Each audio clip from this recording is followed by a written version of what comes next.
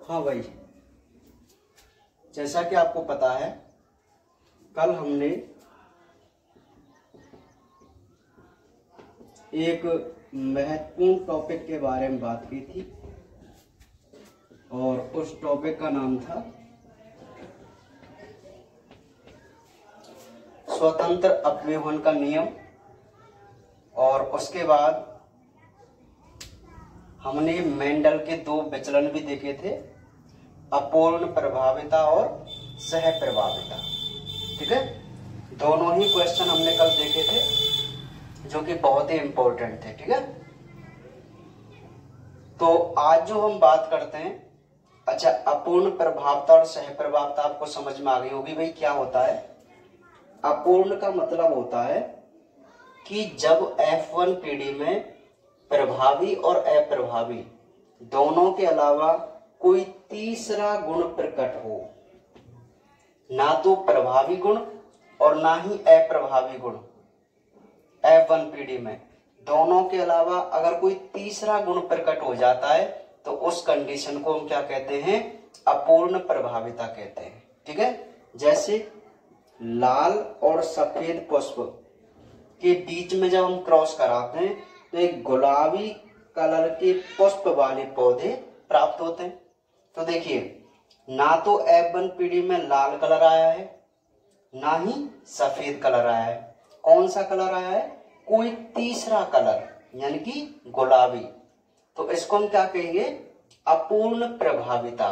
क्यों भाई, क्योंकि जो रेड कलर मेंडल ने प्रभावी माना था ना, वह रेड कलर यहां पर अपूर्ण रूप से प्रभावी है।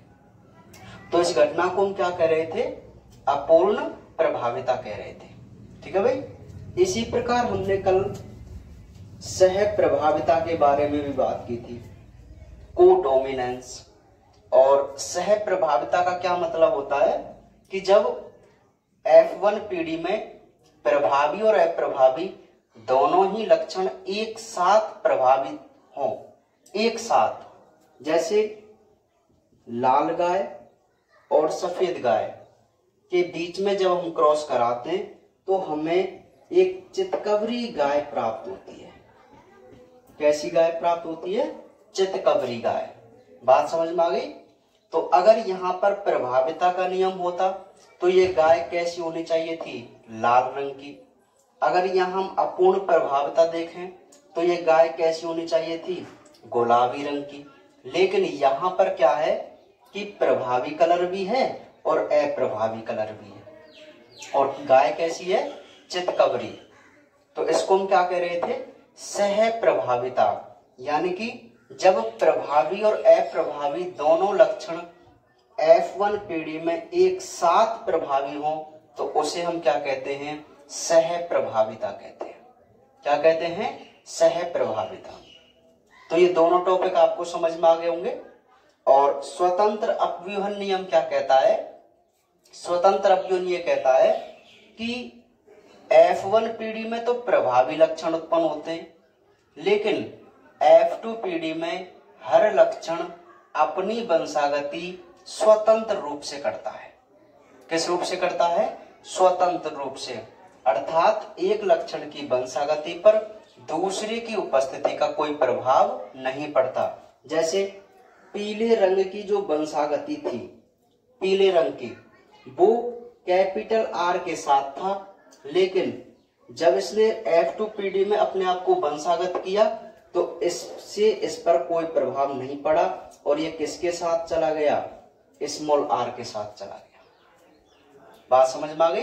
तो ये जो जीन है, पीले रंग के लिए जो जिम्मेदार जीन है, उसने क्या किया, कैपिटल R के साथ था, गोल बीज के साथ। लेकिन जब F2 पीढ़ी में ये गया ना तो इसको छोड़कर इसके पास चला गया। तो इसको हम क्या कह सकते हैं कि हर जीन अपनी जो वंशागति है वो कैसे कर सकता है, स्वतंत्र रूप से कर सकता है, और उसको हम क्या कहते हैं, स्वतंत्र अपव्यूहन का नियम कहते हैं। ठीक है, तो कल हमने इन तीन मुख्य क्वेश्चनों के बारे में बात की थी, है ना। तो देखिए नेक्स्ट, जो मेंडल के विचलन चल रहे हैं उनमें हमने दो विचलन देख लिए थे, अपूर्ण प्रभाविता और सह प्रभाविता। अब जो तीसरा विचलन है वह होता है बहुविकल्पी एलील, यानी कि मल्टीपल एलील। ठीक है, इंग्लिश में बोलते हैं इसको मल्टीपल एलील। देखिए भाई, अब आप बात को समझने की कोशिश करना। तीसरा जो विचलन है वो क्या है, बहुविकल्पी एलील है। अब ये विचलन क्यों है वो भी आपको समझ में आएगी बात। एलील एक विपरीत लक्षण के जोड़े को कहते हैं हम, यानी कि एक लक्षण होता है और उसके दो विपरीत पहलू होते हैं। जैसे एक लंबापन है तो एक बौनापन है ना, एक हरा रंग है तो एक पीला रंग है, बीज की आकृति गोल है तो एक की झुर्रीदार है। तो ये दोनों की जो जीन है जब वो जोड़े में होते हैं तो उनको हम एलील बोलते हैं। जैसे मैंने आपको बताया था लंबाई के ये दोनों जीन हो गए तो ये एलील हैं, युग्म विकल्पी हैं। कैसे, समयुग्मजी। अगर ये इस प्रकार हैं तो ये विषम युग्मजी एलील हैं। यानी मैं कहूं कि विपरीत जोड़े को हम क्या कहते हैं, एलील कहते हैं। ठीक है, चलिए। तो मल्टीपल एलील की जब हम बात करें, बहुविकल्पी एलील की बात करें, तो देखिए क्या होती है इसकी डेफिनेशन।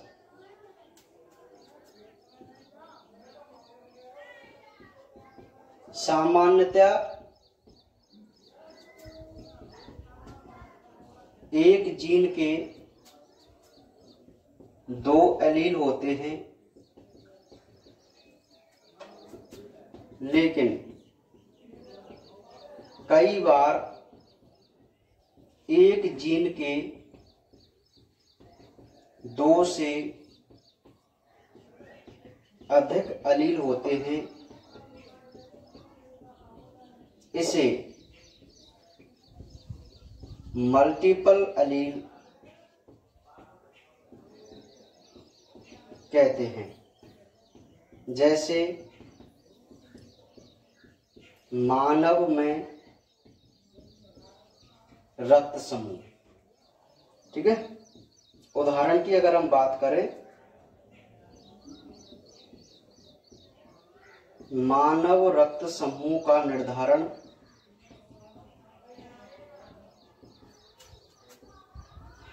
एक जीन द्वारा होता है, लेकिन इसके 3 एलील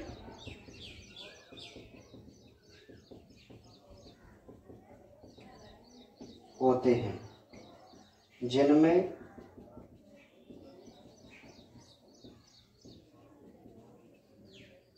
प्रभावी।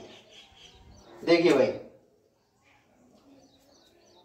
हमारा जो टॉपिक है वह है मल्टीपल एलील, जिसको हम बहुविकल्पी एलील बोलते हैं, है ना। तो आप बात को समझने की कोशिश कीजिए।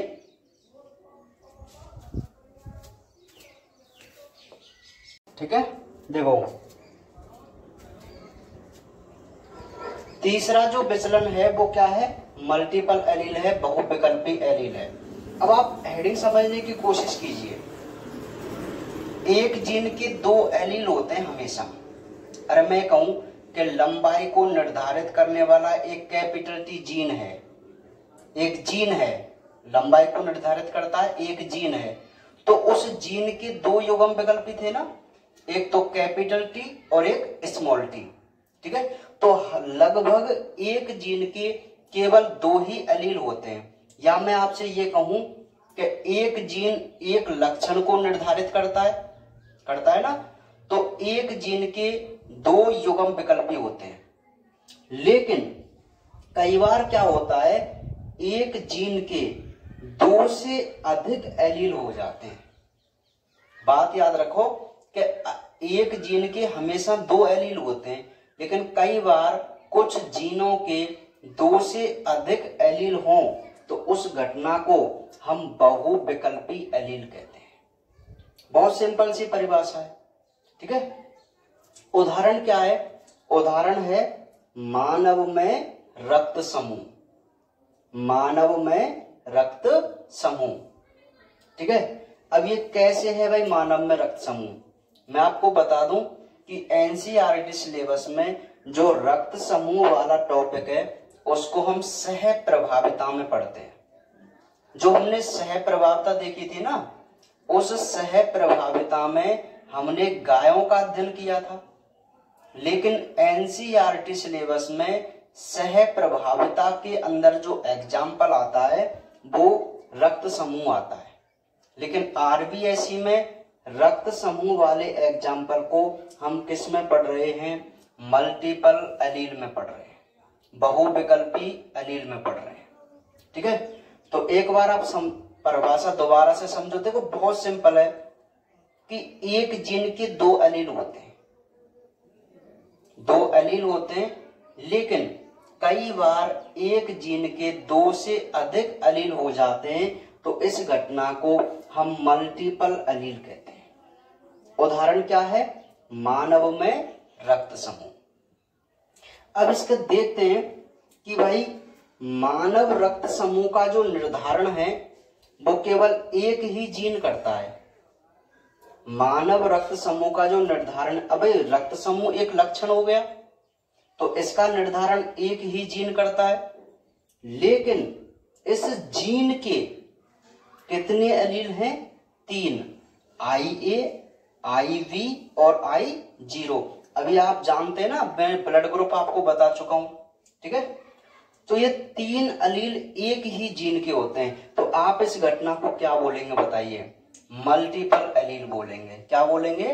Multiple allele. बात समझ में आई कि नहीं आई? ठीक है। जिसमें IA और IV क्या होते हैं? सह प्रभावी होते हैं, प्रभावी। तो ये तो बहुविकल्पी एलील की क्या हुई? थ्योरी हुई। तो आप आराम से समझ सकते हैं ना इसको। परिभाषा बहुत सिंपल है कि एक जीन के दो एलील होते हैं, लेकिन कई बार एक जीन के दो से अधिक एलील हो जाते हैं, तो इस घटना को मल्टीपल एलील बोलते हैं। उदाहरण मानव में ब्लड ग्रुप या ब्लड ग्रुप। उदाहरण जैसे हम बात करें कि मानव रक्त समूह का निर्धारण एक जीन द्वारा होता है, लेकिन इस जीन के कितने एलील होते हैं? 3। कौन कौन से? IA, IV और I0, ठीक है। अब इसकी हम एक टेबल बना लेते हैं, और टेबल जैसे हमने ब्लड ग्रुप में बनाई थी,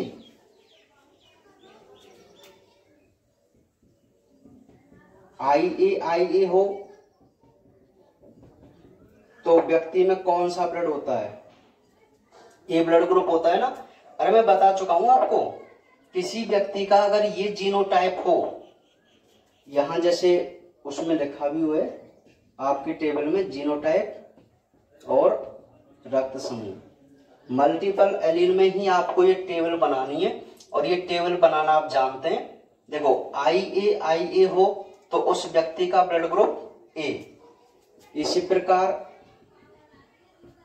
IV हो या I0 हो तो उस व्यक्ति का ब्लड ग्रुप B, IA और IB हो तो उसका व्यक्ति का ब्लड ग्रुप AB, और I0 हो तो उस व्यक्ति का ब्लड ग्रुप O होता है। ये आप सभी जानते हैं। तो मल्टीपल एलील अगर क्वेश्चन आए तो आपको उसकी थ्योरी और उसके बाद ये टेबल भी आपको बनानी है, ठीक है। अच्छा, आप मल्टीपल एलील से क्या समझ रहे हैं कि एक जीन के दो एलील होते हैं, लेकिन कई बार एक जीन के दो से अधिक एलील हो जाते हैं, तो इसे हम मल्टीपल एलील बोलते हैं। उदाहरण रक्त समूह। कैसे कि रक्त समूह के IA, IV और I0 3 एलील होते हैं। इतना बस याद रखना है, और ये टेबल आप बनाना जानते हैं कैसे बनानी है, ठीक है। अच्छा, अब मैं आपको ये एक बात बताऊं कि ब्लड ग्रुप को हम सह प्रभावी क्यों मानते हैं, या एनसीईआरटी में इसको सह प्रभाविता में क्यों रखा है। तो आप देखो, अभी हमने कोडोमिनेंस पढ़ा था कल, और सह प्रभाविता में क्या पढ़ा था कि अगर दोनों जीन एक साथ प्रभावी हो उस संतति में तो उसे हम सह प्रभावी कहते हैं। अब देखिए,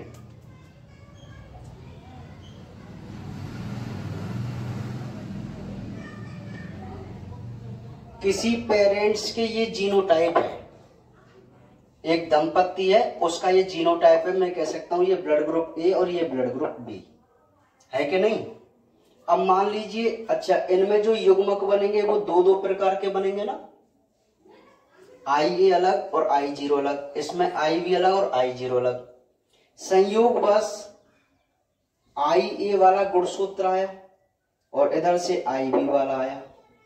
बात समझिए आप मेरी, संतति में इधर से IA आया उधर से IB आया, तो IA IB जीनोटाइप बनेगा, और जिस व्यक्ति का जीनोटाइप IA IB होता है उसका ब्लड ग्रुप क्या होता है, AB होता है।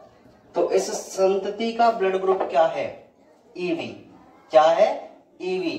तो आप मुझे बताइए F1 पीढ़ी में दोनों लक्षणों ने प्रभाविता शो की है कि नहीं की, अर्थात दोनों पेरेंट्सों से जो जीन या लक्षण चल के आए थे उन्होंने अपना साथ साथ प्रभाव दर्शाया और उस बच्चे का ब्लड ग्रुप क्या बना, AB बना।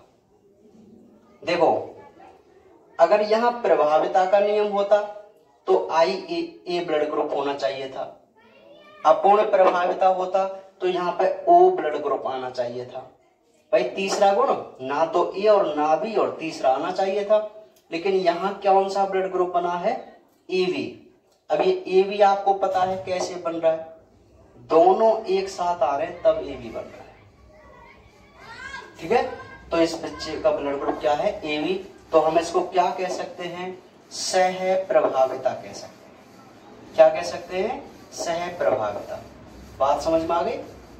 तो ये थी बात हमारे तीसरे विचलन की, जिसको हम कह रहे हैं मल्टीपल एलील। तो बहुत ही सिंपल सा है मल्टीपल एलील। तो चौथा विचलन होता है घातक जीन, जिसको हम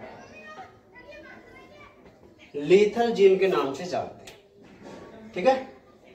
तो भाई लीथल जीन या घातक जीन क्या होता है वो हम देखते हैं। कुछ जीन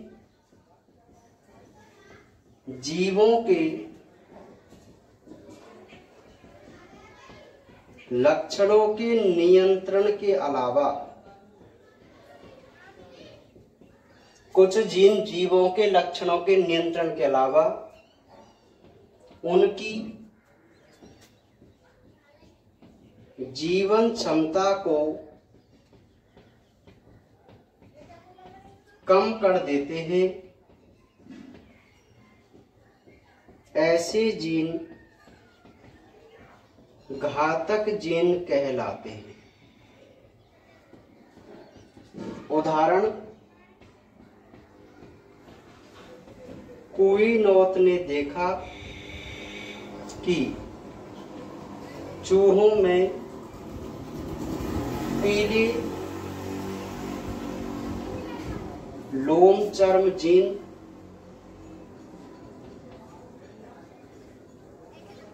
Y है जो गोरे रंग पर प्रभावी है। इन्होंने विषम युग्मजी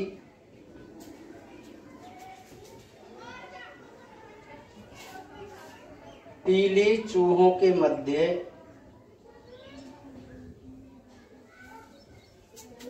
क्रॉस कराया तो चूहे 2:1 के रूप में प्राप्त हुए।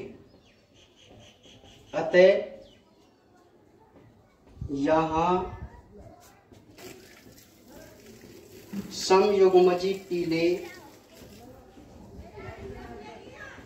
चूहे जीवित नहीं रह पाते।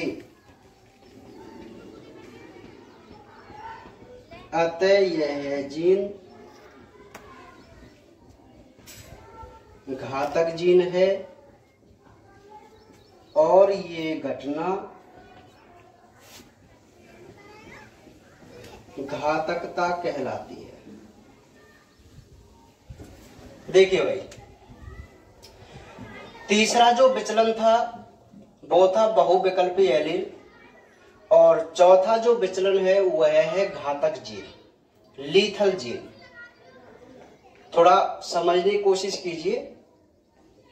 तो यहाँ गांव है तो थोड़ा डिस्टरबेंस आप जानते हैं गांव में थोड़ा रहता है, क्योंकि अड़ोसी पड़ोसी हैं और काम का टाइम होता है तो लेडीज वगैरह हैं जो ये थोड़ी बातें करती रहती है। ठीक है, हाँ। देखिए, तो घातक जीन क्या है, लीथल जीन क्या है कि कुछ जीन जीवों के लक्षणों के नियंत्रण के अलावा, देखो जीन होता है लक्षणों का ही कंट्रोल करते हैं भाई। हर जीन एक लक्षण को कंट्रोल करता है, करता नहीं करता। तो क्या कह रहा है कि लक्षणों के अलावा, नियंत्रण के अलावा जीवों की जीवन क्षमता को भी कम कर देते हैं। हमेशा जीन लक्षणों को निर्धारित करते हैं, लेकिन कुछ ऐसे जीन होते हैं जो लक्षण को नियंत्रण करने के अलावा उन जीवों की जीवन क्षमता, या मैं ये कहूं कि उनको मारने के लिए भी जिम्मेदार हो जाते हैं। और ऐसे जीन जो जीवों की जीवन क्षमता को कम कर दें उन्हें हम घातक जीन कहते हैं। क्या कहते हैं? घातक जीन कहते हैं। अब एक साइंटिस्ट थे कुइनोथ, एल कुइनोथ नाम के एक वैज्ञानिक थे। उन वैज्ञानिकों ने इस घातक जीन के बारे में अध्ययन किया और एक एक्सपेरिमेंट किया। और कैसे किया उन्होंने एक्सपेरिमेंट? कि चूहे जो होते हैं उनमें उनकी त्वचा का पीले रंग के लिए, चूहों की जो त्वचा है पीले रंग की होती है। ठीक है, अब आप ये मत समझना कि बिल्कुल ही पीले चूहे होते हैं, है ना। हाँ, तो कोई ना तो उनको पीला चूहा मानते हैं, पीले कलर का, है ना। तो चूहों में जो पीले रंग के लिए जिम्मेदार जीन है वो कैपिटल वाई होता है। कुइनोथ ने कह दिया कि कैपिटल वाई जो जीन है वो चूहों में पीले रंग के लिए जिम्मेदार है। तो ये जो जीन है वो भूरे रंग पर प्रभावी है। अब भूरे रंग के चूहों को मान लेते हैं स्मॉल वाई प्रभावी है।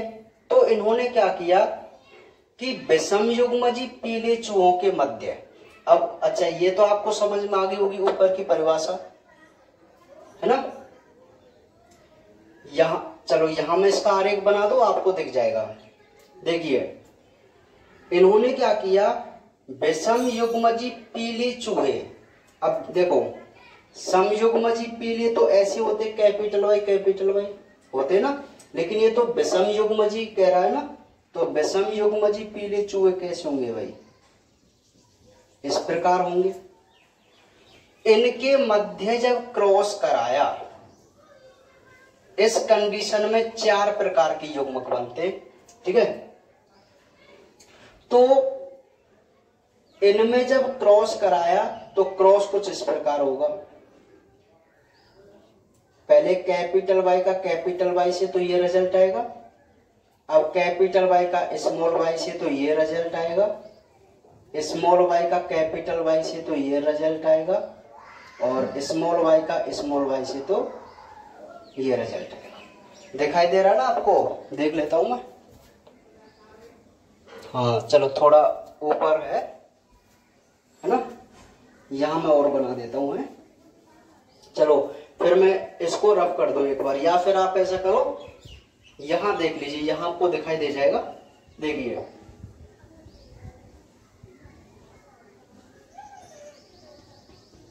ये विषम युग्मजी पीले चूहे, और इनके मध्य जब हम क्रॉस कराते हैं तो ऐसे रिजल्ट आते हैं।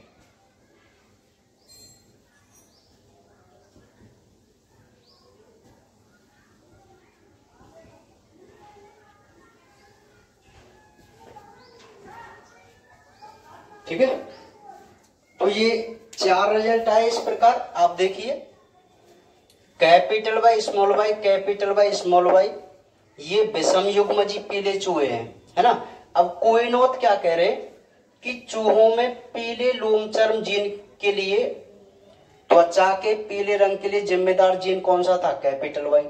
किस पर प्रभावी है? भूरे रंग पर, है ना।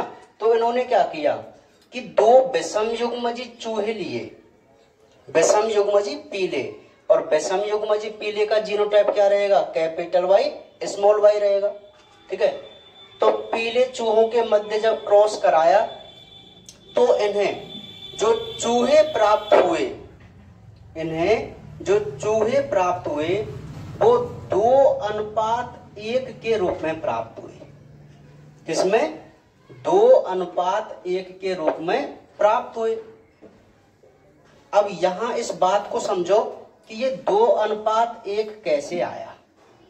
अब देखो आरेख में आप देखिए कि जो कैपिटल वाई है ये एक ही है, तो एक हो गया। दो कैसे हैं? विषम युग्मजी, और एक कैसा है? समयुग्मजी भूरा। अरे ये तो समयुग्मजी पीला हो गया ना, कैपिटल वाई है। ये विषम युग्मजी पीले हो गए क्योंकि कैपिटल वाई स्मॉल वाई है, और ये विषम युग्मजी क्या है? भूरा। तो दो विषम युग्मजी पीले चूहों के मध्य क्रॉस कराने पर इस प्रकार का रिजल्ट मिलना चाहिए था, 1:2:1, जो कि आपको दिखाई भी दे रहा है। लेकिन कोइनोथ को क्या दिखाई दिया? केवल 2:1। ऐसा क्यों? क्योंकि जब चूहा समयुग्मजी अवस्था में आ जाए तो समयुग्मजी पीले चूहे नष्ट हो जाते हैं, मर जाते हैं, जीवित नहीं रह पाते। अगर आप इस समयुग्मजी पीले चूहे को नष्ट कर दें तो अब आप देखो आपको 2:1 प्राप्त होगा कि नहीं होगा। तो कोइनोथ को ये 2:1 क्यों प्राप्त हुआ? क्योंकि चूहों में जो पीले रंग के लिए जिम्मेदार कैपिटल वाई जीन था, ये इसके पीले रंग को भी निर्धारित कर रहा है। लेकिन अगर ये समयुग्मजी अवस्था में आ जाए, अगर ये वाई जीन समयुग्मजी अवस्था में आ जाए तो देखिए चूहे की मौत का जिम्मेदार भी बन रहा है जीन। बन रहा है? नहीं बन रहा? नहीं बन रहा। चूहे की मौत के लिए जिम्मेदार बन रहा है ना। तो इसीलिए इस हम कैपिटल वाई को क्या कहते हैं? घातक जीन कहते हैं। और ये घटना क्या कहलाती है? फिर घातकता कहलाती है। क्या कहलाती है? घातकता। ठीक है। अब इसको एक बार आप दोबारा से समझने की कोशिश कीजिए। हेडिंग है हमारी घातक जीन, जिसको हम लीथल जीन कहते हैं। ठीक है भाई। अब घातक जीन शब्द से, नाम से आप पता लगा लेना कि भाई कोई ऐसा जीन होगा जो हानिकारक होगा। ठीक है। तो परिभाषा ऐसे बनेगी कि कुछ जीन जीवों के लक्षणों के नियंत्रण के अलावा, क्योंकि हमेशा ये लक्षणों का कंट्रोल करते हैं, तो जीवों की जीवन क्षमता भी कम कर देते हैं। यानी कि कुछ जीन ऐसे भी होते हैं जीवों में जो उनके लक्षणों को भी कंट्रोल करते हैं और उनको नष्ट करने के लिए भी रेस्पॉन्सिबल होते हैं। तो आप ऐसे जीन को घातक जीन नहीं बोलेंगे? बोलेंगे ना। अब इसका एक एक्सपेरिमेंट किया था कोइनोथ नाम के साइंटिस्ट ने। उन्होंने क्या किया? उन्होंने बताया कि चूहों में पीले रंग के लिए जो जिम्मेदार जीन है वो कैपिटल वाई है, जो किस पर प्रभावी है? भूरे रंग पर, स्मॉल वाई पर। इन्होंने क्या किया कि दो विषमयुग्मजी पीले चूहे लिए, क्योंकि समयुग्मजी चूहे तो मिल ही नहीं पाएंगे। अब आपको पता चल गया ना, समयुग्मजी तो बचते ही नहीं है, तो कभी भी हमें समयुग्मजी चूहे मिलेंगे ही नहीं। तो उन्होंने दो विषमयुग्मजी चूहों के मध्य जब क्रॉस कराया तो चूहों की जो संतति थी वो 2:1 के रूप में प्राप्त हुई। ठीक है। तो यहां उन्होंने क्या निष्कर्ष निकाला कि जो समयुग्मजी पीले चूहे हैं वो जीवित नहीं रह पाते, इसलिए यह जीन, मतलब कौन सा? पीले रंग को निर्धारित करने वाला जीन घातक जीन है। और यह घटना क्या कहलाती है? घातकता कहलाती है। क्या कहलाती है? घातकता कहलाती है। तो बात समझ में आ गई आपको लीथल जीन की क्या है। एक बार इसका आप डायग्राम बनाइए या इसका स्क्रीनशॉट ले लीजिए, ठीक है, इस वाले का।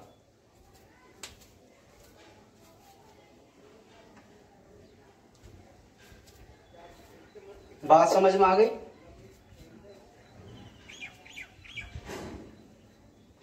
तो ये हमारे दो और विचलन हैं, कौन कौन से? एक तो घातक जीन, और इससे पहले हमने पढ़ा था मल्टीपल एलील, बहुविकल्पी एलील, ठीक है। तो अब हमारे 4 विचलन हो गए, अपूर्ण प्रभाविता, सह प्रभाविता, मल्टीपल एलील और घातक जीन, ठीक है। तो पार्ट फर्स्ट में हम इतनी ही बात करेंगे और पार्ट सेकंड में हम 2-3 विचलन के बारे में और बात करेंगे, ठीक है।